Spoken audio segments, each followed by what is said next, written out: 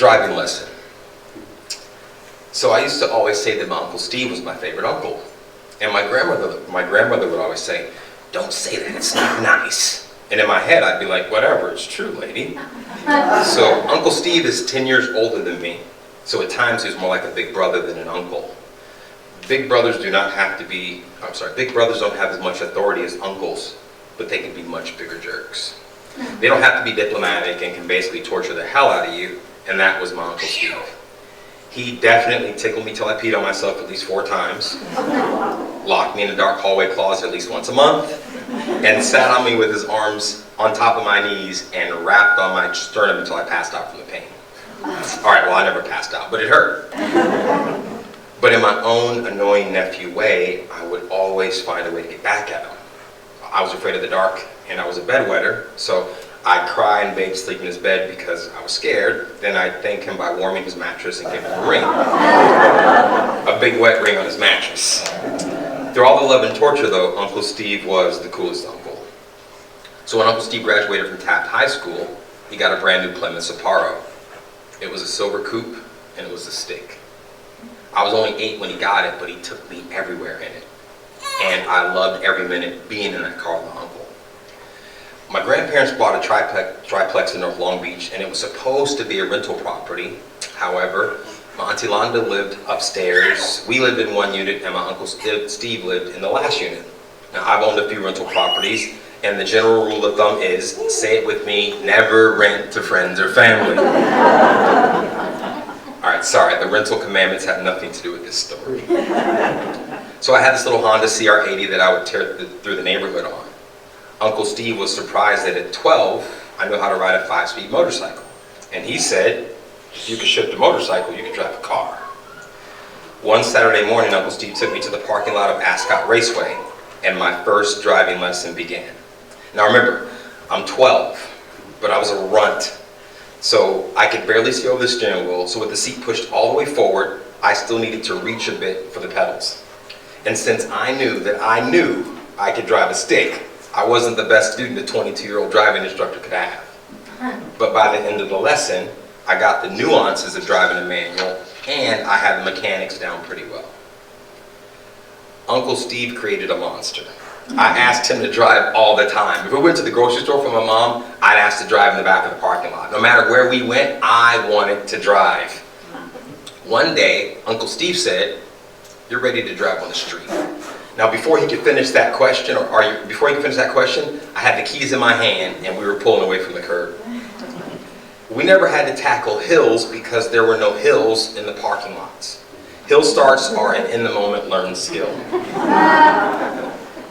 So, I'm at my first stop. It's a 27% grade. And having to start without rolling backward. All right, it wasn't a 27% grade.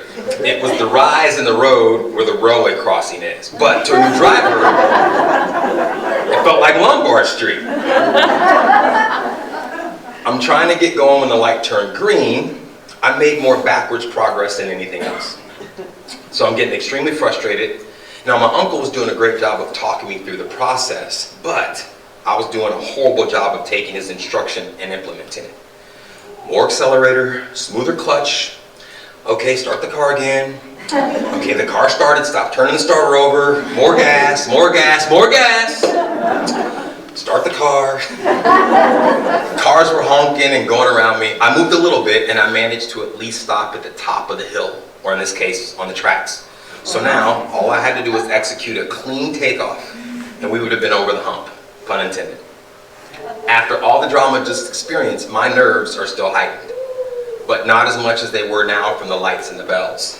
I went into absolute panic mode. "Uncle Steve, what do I do? What do I do?" In his super cool uncle voice, he said, "If you don't want to die, I suggest you get us off the tracks." Now, when a master stick driver starts from a complete stop, he releases the clutch and applies the accelerator. It's like a well-choreographed dance. So imagine placing a weight on a balance scale. As one side begins to rise, the other side slowly lowers at a smooth rate. This is how the accelerator and the clutch should pass each other. This is what a perfect start looks like. Mine looked nothing like that. If you've ever watched a drag racer in the water box, where the driver smashes the accelerator to the floor, waits a second, engine pinging off the rev limiter, pulls her foot from the clutch as fast as humanly possible, tires screaming and the rear end fighting to get sideways. That's what my start looked like. We shot off the tracks, and we're now flying down Laundra Boulevard, narrowly escaping death. I felt alive. The windows were down, passing cars on my left and right were picking up speed. I felt alive. My adrenaline was pumping, my heart's racing. I felt laser focused. I think my uncle was now demanding that I slow down, but the speed demon had me.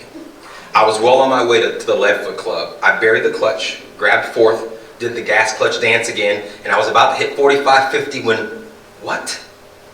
My uncle, not wanting me to have the time of my life or lose his, had the audacity to turn the key backwards, take it from the ignition, and gradually pull the e-brake.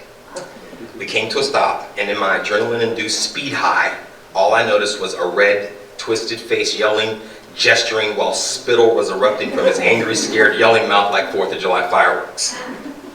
I got a lecture. I don't remember what he said to this day, but it was serious. This was incredible. This event gave me my thirst for cars and speed. I was now an official member of the Manual Transmission Disciples. Uncle Steve continued to let me drive, and we graduated to the freeway. And then within a few months, I was doing much, much better. By 13, I had easily logged 30 hours behind the wheel. My uncle risked his life to teach me to drive a stick. He's my connection to every manual car that I've ever owned. I owe my love for the need to run through a manual gearbox to Uncle Steve. Thanks, Unc.